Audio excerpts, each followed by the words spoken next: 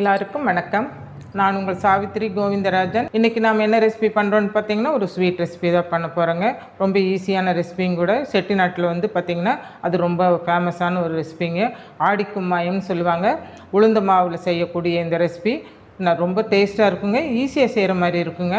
வாங்க அது எப்படி செய்கிறதுன்னு பார்க்கலாம். பாருங்கள், இந்த ஸ்வீட் செய்கிறதுக்கு என்னென்ன இன்க்ரீடியன்ஸ் எடுத்திருக்கேன்னு பாருங்கள். வெள்ளை உளுந்து எடுத்திருக்கேங்க, இது 1 கப் எடுத்திருக்கேங்க. பாசிப்பருப்பு இதே கப்பில் 1/2 கப் எடுத்துருக்குறேங்க. இது கூட வந்து 3 ஏலக்காய் எடுத்துருக்குறேங்க. பச்சரிசி 1/4 கப் எடுத்துருக்கேங்க. நம்ம உளுந்து எவ்வளோ எடுத்தோமோ அதே அளவுக்கு சர்க்கரை, நான் வெல்லம் எடுத்துருக்குறேன் 1 கப்பு. நீங்கள் நாட்டு சர்க்கரை எடுத்துக்கலாம், கரும்பு சர்க்கரை எடுத்துக்கலாம், சர்க்கரை எடுத்துக்கலாம், எது வேணாலும் எடுத்துக்கலாங்க. நெய் இதில் ஒரு 3/4 கப் எடுத்துருக்குறேங்க. உளுந்து பருப்பு, பாசிப்பருப்பு, அரிசி இந்த 3ஐயும் தனித்தனியாக வறுத்துக்கலாங்க. இப்போ ஃபஸ்ட்டு உளுந்து பருப்பு வறுக்கலாங்க. உளுந்து பருப்பு வந்து பார்த்திங்கன்னா நல்லா பொன்னிறமாக வறுபடணுங்க. அது வரைக்கும் கைவிடாமல் நம்ம வறுக்கணுங்க. பாருங்கள், இந்த மாதிரி பொன்னிறமாக வறுக்கணுங்க. நல்லா செவப்பாயிடுச்சு பாருங்கள். இப்போ வந்து பாசிப்பருப்பு அதே மாதிரி வறுத்துக்கலாங்க. பாசிப்பருப்பு நமக்கு நல்லா செவந்து வந்துருச்சுங்க.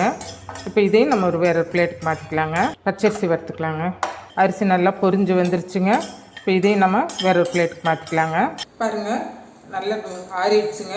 இப்போ இதில் ஏலக்காய் சேர்த்து நல்லா நைஸாக பவுடர் பண்ணிட்டு வந்துடலாங்க. நம்ம 1 கப்பு வெல்லம் எடுத்துருக்குறோம். இதை வந்து பார்த்திங்கன்னா 2 கப்பு தண்ணி சேர்த்து கரைச்சிக்கலாங்க. உளுந்து வந்து வறுத்து நம்ம ஆற வச்சு பவுடர் பண்ணிட்டு வந்துட்டோங்க. இப்போ இதை வந்து இதில் சேர்த்துக்கலாங்க. இந்த பாத்திரத்தில் வெல்லத்தை வந்து கரைச்சி வச்சுருக்குறோங்க. இப்போ அதையும் இது கூட சேர்த்துக்கலாங்க.